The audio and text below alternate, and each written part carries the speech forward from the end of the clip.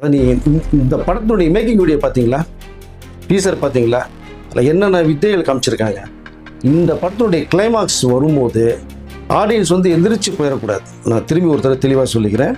இதற்கு அப்புறம் கிட்டத்தட்ட ஒரு 10 நிமிஷம் ஒரு சம்பவத்தை காமிக்க போகிறாங்க கிளைமாக்ஸில். பார்க்குறேன், ஓகே வந்து ஹீரோ வில்லன் அடிச்சிட்டாரு, முடிஞ்சு இல்லை அப்பா பையன் ஒன்று சேர்ந்துட்டாங்க, ஒரு நல்ல எண்டு அப்படின்னு ஃபீல் பண்ணி எந்திரிப்போம்ல. எந்திரிக்கும் போது ஒரு ஓப்பன் ஆகும். அந்த ஓப்பன் ஆகிறது பார்த்தீங்களா, ஒரு 10 நிமிஷம் பிரமிச்சு இப்படியே தான் நீங்கள் ஸ்க்ரீனில் உட்காரணும். ஒரு இன்ச்சு மூவ் பண்ண மாட்டாங்க.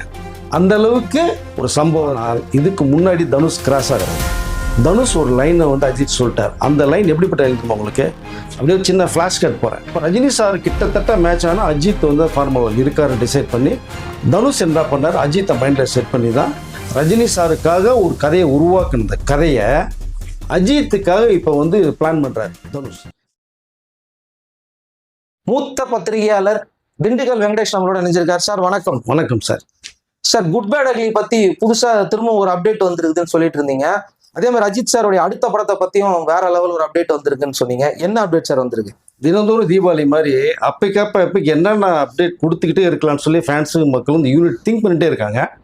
குட் பேடுடைய அந்த ஒன்லைன் வந்து எப்படி உருவாச்சு, இதனுடைய லைன் என்ன, கதை என்னங்கிற ஒரு விஷயத்தையும், அந்த படத்தினுடைய எண்டு கிளைமாக்ஸ் இருக்கு பார்த்தீங்களா, கிளைமாக்ஸில் வந்து ஒரு அதிர்பிற ஒரு சம்பவம் நடக்க போகுது.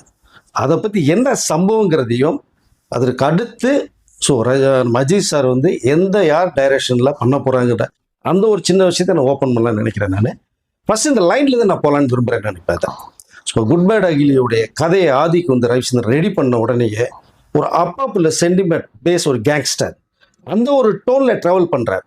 ட்ராவல் பண்ணி அஜித்தை வேறு ஒரு ஸ்டைலில் காமிக்கணும். ஏன்னா அவர் நிறைய படங்கள் பில்லா நீங்கள் இதெல்லாம் மங்காத்தாலாம் பார்த்ததுக்கு அப்புறமேலே அந்த ஃபேன் பாய் இருந்த அஜித் வந்து அதான் நம்ம டைரக்ஷன் பண்ண அந்த அஜித்தை வேறு ஸ்டைலில் காமிக்கணும்னு முடிவு பண்ணுறாரு. அந்த இடத்துல அஜித் ஒரு லைன் சொல்லும் போது தான் அந்த அப்பா புள்ள சென்டிமெண்ட் கேங்ஸ்டர் மட்டும் அஜித்துக்கு ரொம்ப பிடிச்சி போய் மைண்டு பூரா டிஸ்டர்ப் ஆகுது. அவருக்கு நல்லா நாட்டாக இருக்கு, இன்னும் இதுக்குள்ளே ஏதாவது ஒன்று வச்சா நல்லா இருக்குமேன்னு சொல்லி ரொம்ப ஃபீல் பண்ணும் போது தான் அவர் விஷயத்தை ரெடி பண்ணுறாரு.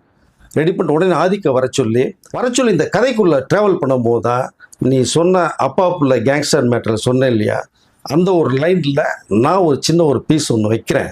இந்த ஃபஸ்ட்டு இதுக்குனுடைய டைட்டில் நான் ஃபோக்கஸ் பண்ணுறேன். உனக்கு இந்த டைட்டில் இருந்து நம்ம ட்ராவல் பண்ணணும்னு சொல்லி இந்த கதையை கேட்டதுக்கப்புறம் அதனுடைய லைன் ரொம்ப பிடிச்சி போய் அஜித்துடைய மைண்டில் செட் ஆகிற டைட்டில் தான் இந்த குட் பேட் அக்லி அப்படிங்கிற டைட்டில்.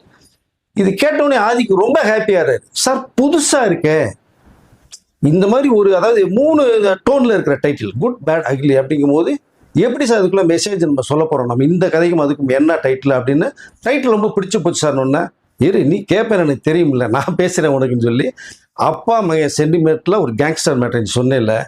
இந்த உலகத்தில் எவ்வளோதான் நல்லவனாக இருந்தாலும் ரொம்ப பேடாக தான் பார்க்கும் அப்படிங்கிற மாதிரியான ஒரு படத்தில் நீங்கள் பார்த்தீங்கன்னா மிக டைலாக்கே ஒரு டைலாக் அஜித் சொன்ன மேட்டர் தான். இந்த மாதிரி ஒரு பேட்டர்னில் போகும்போது குட்டாக இருந்து பேடாக போகிறோட அக்லியாக மாறினா தான் நிறைய விஷயம் நம்மளால் பண்ண முடியும் அப்படிங்கிற மாதிரி சொல்லும் போது தான் அப்போ எப்படி சார் குட் பேடு அப்படிங்கிறது மேட்ச் அது அக்லி அப்படிங்கிற மேட்டும் போது தான் இன்னொரு கேரக்டர் கிரியேட் பண்ணு அப்படின்ட்டார்.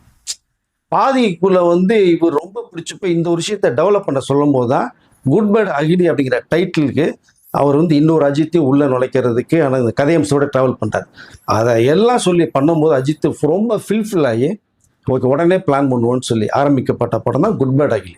ஸோ அஜித்தை இந்த படத்தில் நீங்கள் பார்த்தீங்கன்னா ஒரு ட்ரிபிள் கெட்டப்பில் ரோலில் வந்து மிரட்டி ஒரு அப்பா அஜித் பார்க்கணும். அந்த நீங்கள் இந்த ஜெயில் செட்டப்பில் ஒரு கோட் போட்டு உள்ளே என்ட்ரி ஆகிற பார்த்தீங்களா, அந்த கெட்டப்பாக இருந்தாலும் சரி, ஜெயில் கைதியாக ஒரு கெட்டப்பாக பார்த்தீங்களா, அதுவாக இருந்தாலும் சரி, இதுக்கு மேலே அக்லியாக மாறி ஒரு சீனில் ஒன்று வர்றாரு பாரு கெட்டப்.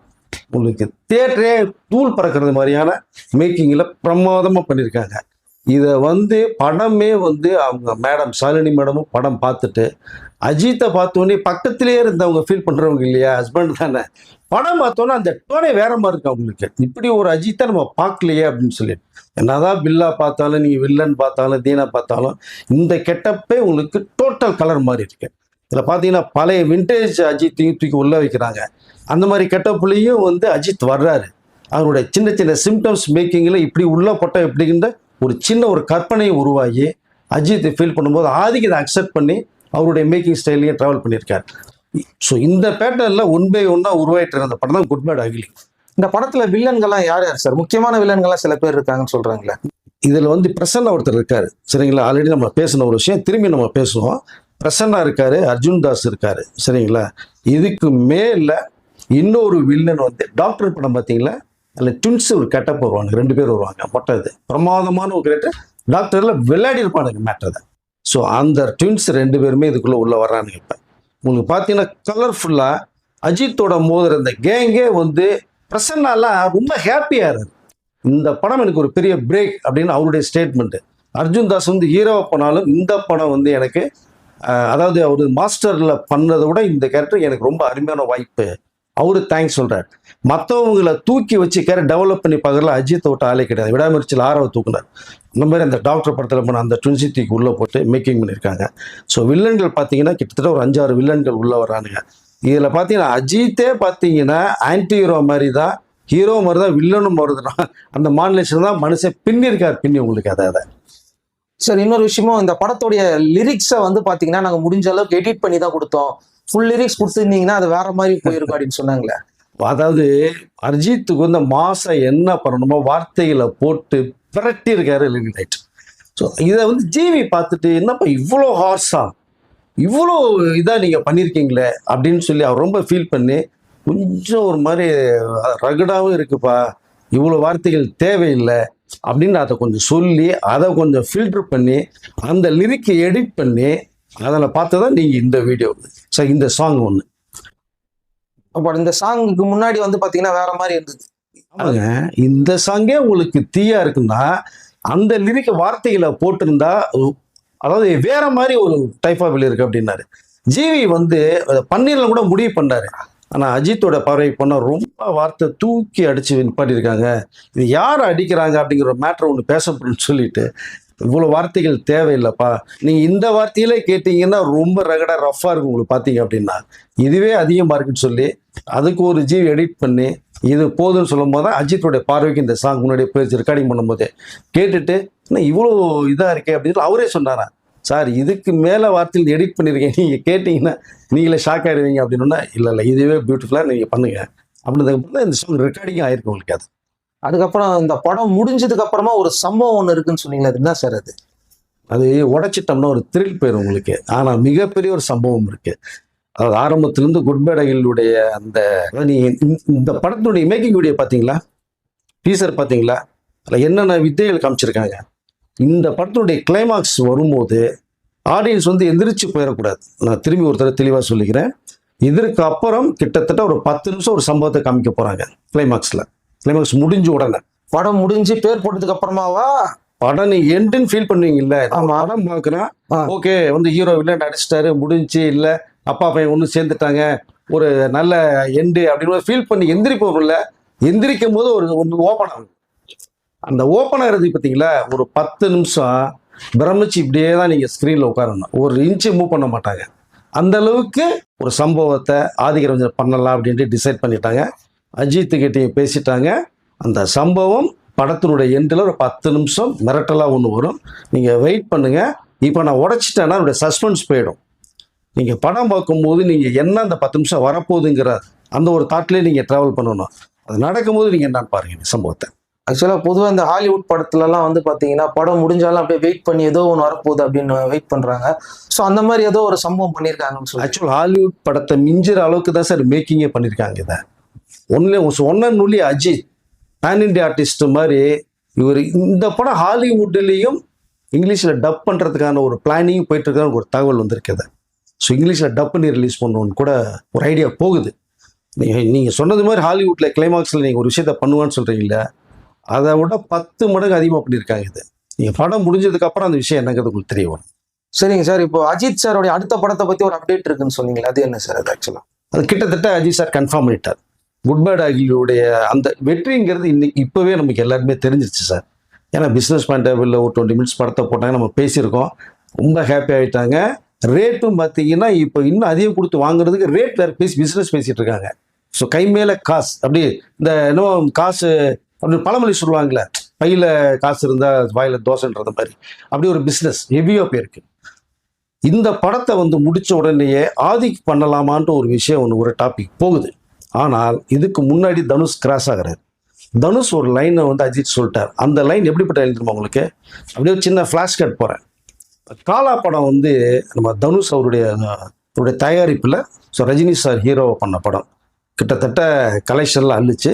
இதில் இன்னொரு சிறப்பு என்னன்னா, சவுதி அரேபியாவில் நம்ம காலா படம் தான் முதன் முறையாக இந்திய திரைப்படம் அங்கே ரிலீஸ் ஆன படம். அந்த பெருமை வந்து இந்த ரஜினி சாருக்கு உண்டு, இந்த தனுஷ்க்கு உண்டு. ஸோ அந்த படம் தயாரிக்கும் போதே நம்ம தனுஷ்க்கு வந்து ரஜினி சாரை வச்சு நம்ம ஒரு படம் வந்து இப்போ ப்ரொடக்ஷன் பண்ணிட்டு இருக்கோம். ஒரு டைரக்ஷன் பண்ணுங்கிறது அவருக்கு ரொம்ப நாள் ஆசை.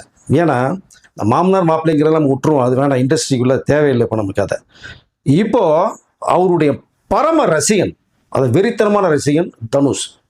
ரஜினி சார் அப்படின்னு பேர் கூட மேக்ஸிமம் 99% சொன்னது கிடையாது. ஸோ தலைவர் அப்படிங்கிறதா சொல்லுவார் அவர். இவரை வச்சு நம்ம படம் பண்ணிடுச்சு, அடுத்து டைரக்ஷன் பண்ணணும். அப்படிங்கும் போது ரஜினி சாரை மீட் பண்ணி ஒரு விஷயத்தை வந்து கன்வே பண்ணுறார். கன்வே பண்ணி ஒரு ஸ்கிரிப்ட் சொல்கிறார்.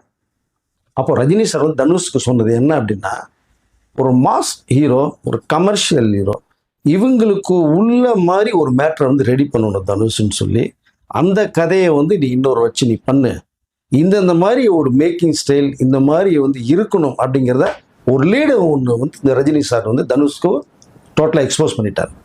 அப்போ ஒரு கமர்ஷியல் ஹீரோவா இப்போ ரஜினி மாதிரி ஒரு ஹீரோ வச்சு பண்ணணும் அப்படின்னா இந்த ஸ்கிரிப்ட் எப்படி இருக்கணும் உங்களுக்கு? பவர்ஃபுல்லாக இருக்கும். பவர்ஃபுல்லாக ஆரம்பிச்சா அந்த ஃபைட்டு, ஒரு சாங்கு, ஸ்டைலு, அதுன்னு போய் சரவடி மாதிரி போகணும். அந்த மாதிரி ஒரு ஸ்கிரிப்ட் ரெடி பண்ணணும் அப்படின்னு சொல்லிட்டாங்க. ஓகே, தனுஷ்க்கு அங்கே தான் ஃபயர் தட்டுச்சு. ஓகே, நம்ம ஆறிலிருந்து 60 வரை மாதிரியோ இல்லை வேறு டைப் முள்ளு மலர் மாதிரியோ நம்ம ஸ்கிரிப்ட் ரஜினி வச்சு இப்போ பண்ண முடியாது. அதெல்லாம் தாண்டி ரஜினி சார் வந்துட்டார். ரஜினிக்கு வந்தால் கிளாப்ஸ் ஒன்று விசில் ஊதுன்னு பறக்கணும். இதுதான் மேட்ரு. நீங்கள் அந்த சூப்பர் ஸ்டார் டைட்டில் போடும்போது தியேட்டர் அதிரும் உங்களுக்கு, சரிங்களா? ஸோ அப்படி ஒரு மேட்ரு இருக்கும்போது தனுஷ் வந்து ஒரு ஸ்கிரிப்டை ரெடி பண்ணிட்டார். ரெடி பண்ணி பக்கா கமர்ஷியல் ஒன் மாஸ் ஸ்டைலில் ஒரு மேட்ரு ரெடி பண்ணிட்டார். ஆனால் அதுக்கிடையில் ஒரு சின்ன சின்ன ப்ராப்ளங்கள் கொஞ்சம் வந்ததுனால இந்த கம்யூனிகேஷன் ப்ராப்ளம் கேப் வந்தது. ஸோ அதெல்லாம் தெரிஞ்சு வச்சு ஃபேமிலி பிரச்சனை வந்துச்சு. தனுஷ் சார் வந்து இப்போ போய் ரஜினி சாரை மீட் பண்ணி ஸ்கிரிப்ட் சொல்கிற வாய்ப்புகள் கொஞ்சம் கொஞ்சம் கேப் விழுந்துருச்சு. ஸோ அப்போது இந்த மேட்ரு யார் பண்ணலாம் அப்படின்னு தனுஷ் ஐடியா பண்ணுறாரு. ரஜினிக்கு அப்புறமா யாருக்கு பர்ஃபெக்டாக இருக்குன்னு யோசிக்கிறார். எஸ், ஏன்னா ரஜினி சார்கிட்ட போய் பண்ணி பேசுறது வாய்ப்பு கம்மியாகுது. ஆனால் இருந்தாலும் வந்து ஃபேஸ் டு ஃபேஸ் பார்க்கலாம் அவர் தனுஷ் போய். ஆனால் அடுத்து யாரு பண்ணலாம் அப்படின்னு யோசிக்கும் போது தான் அவர் மைண்டில் வருது, இது நம்ம அஜித் மைண்டில் ஓடுது. ஏன்னா ரஜினி சாருடைய பில்லா படம் பண்ணது அஜித் சூப்பராக இருக்கும், பண்ணுறாரு, சூப்பர் ஹிட்டு. அவருடைய பாஷா படத்தை ரீமேக் பண்ணுற ஒரு ஐடியா பண்ணும்போது அஜித் தான் மைண்டில் எல்லாருக்குமே ஓடிட்டு இருக்கு, பிரமாதமாக பண்ணுவார்னு. இப்போ ரஜினி சார் கிட்டத்தட்ட மேட்ச் ஆனால் அஜித் வந்து ஃபார்முலா இருக்காருன்னு டிசைட் பண்ணி தனுஷ் என்ன பண்ணார், அஜித்தை மைண்டில் செட் பண்ணி தான் ரஜினி சாருக்காக ஒரு கதையை உருவாக்குன கதையை அஜித்துக்காக இப்போ வந்து பிளான் பண்ணுறார் தனுஷ்.